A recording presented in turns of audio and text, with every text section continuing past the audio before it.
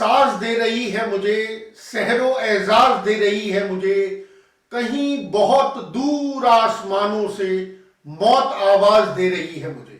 नमस्कार, मैं हूं अमित मल्होत्रा।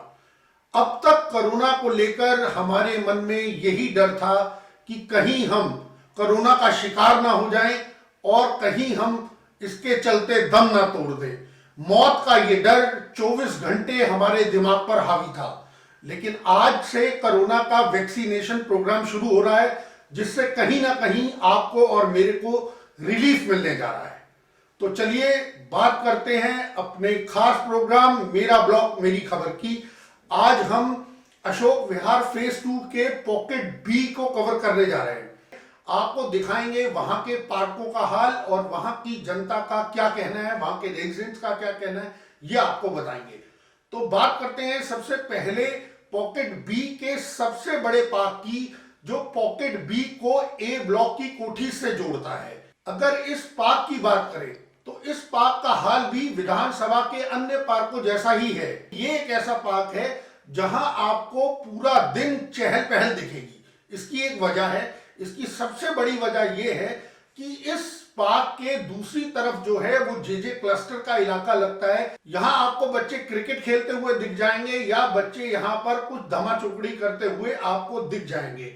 यहां एक सबसे बड़ी जो थ्रेट, सिक्योरिटी थ्रेट है, वो ये है कि इस पार्क की जो बाउंड्री है वो टूटी हुई है, जिसकी वजह से बच्चे तो उस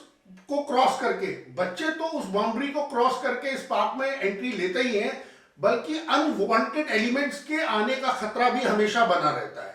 इस पार्क में पटरी की बात करें तो यहां आपको पटरियां टूटी हुई दिखेंगी। वहीं एक खूबसूरत सा फाउंटेन जो कभी यहां लगाया गया था, वो अब आपको किसी हिस्टोरिकल मॉन्यूमेंट का एहसास कराएगा। चलिए बात करते हैं यहां की आरडब्ल्यूए से और उन्हीं से जानते हैं कि उनके इस ब्लॉक में और क्या क्या समस्याएं हैं। पार्कों की साफ सफाई एमसीडी के अधिकारी समय समय पर करवा देते हैं, हम लोग उनसे सेटिस्फाइड है। बाकी सिक्योरिटी को लेकर थोड़ा सा इशू हुआ है कि पार्कों की दीवारें टूटी हुई हैं, जिससे कि बैड एलिमेंट्स के घुसने का खतरा रहता है। इसकी वजह से सिक्योरिटी भी हमें काफ़ी मेहनत मुशक्क़त करनी पड़ती है, हमारा खर्चा भी बढ़ता है सिक्योरिटी पे उसकी वजह से। हमारे पार्क की बाउंड्री टूटी हुई है, ये हमने अपने एमएलए साहब से भी इसका जिक्र किया और निगम से भी किया। निगम ने कहा फंड नहीं है हमारे पास, एमएलए साहब ने भी यही कहा कि फंड नहीं है अभी। ये पार्क की बाउंड्री से हमें सबसे बड़ा नुकसान ये है कि सिक्योरिटी को काफ़ी ज़्यादा इससे प्रॉब्लम है। जो बच्चे खेलने आते हैं उस तरफ से उनके साथ बैड एलिमेंट भी आ सकते हैं। जैसा कि मैंने आपको बताया कि ये इस ब्लॉक का सबसे बड़ा पार्क है।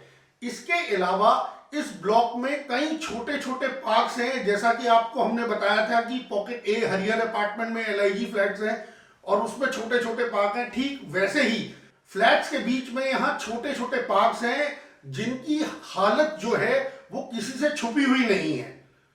कहीं पर आपको ग्रिल टूटी हुई नजर आ जाएगी, कहीं आपको कूड़ा नजर आ जाएगा, कहीं आपको पटरी टूटी नजर आ जाएगी। अगर ये कहूं कि ये पूरी तरह से निग्लेक्टेड है तो गलत नहीं होगा। यहाँ के रेजिडेंट्स का आरोप है कि ये पार्क्स जो हैं उनकी अनदेखी के चलते हालात ये हो गया है कि इन पार्क्स में बड़े बड़े गड्ढे बन गए हैं। चूहों ने बड़े बड़े गड्ढे बना लिए हैं, जो उनके लिए सबसे बड़ी परेशानी का कारण है। और समय समय पर यहाँ आपको नेवले भी दिख जाएंगे। ऐसे में यहाँ के लोगों का कहना है कि उन्होंने इस बात की शिकायत बहुत बार संबंधित निगम पार्षद से की है और इसके सुधार के लिए मांग भी उठाई है, लेकिन निगम पार्षद का कहना है कि निगम के पास फंड नहीं है। ऐसे में एक बात तो साफ है कि अगर निगम पार्षद से यही जवाब उनको मिलता रहा तो आने वाले निगम चुनाव में आपको बदलाव जरूर देखने को मिलेगा। नगर निगम के पास फंड ना होना एक बहुत बड़ी समस्या है। इसको लेकर राजनीति भी होती रही है, जहां दिल्ली सरकार ये कहती है कि वो नगर निगम को फंड जारी कर रही है और उनका कहना है कि दिल्ली सरकार उन्हें फंड नहीं दे रही है। ऐसे में इसका खामियाजा जनता को भुगतना पड़ रहा है। आज के लिए बस इतना ही। तो रहिए ना बेखबर, करेंगे आपको बाखबर। देते रहिए हमें खबर। कल फिर होगी मुलाकात। This is Amit Malhotra signing off.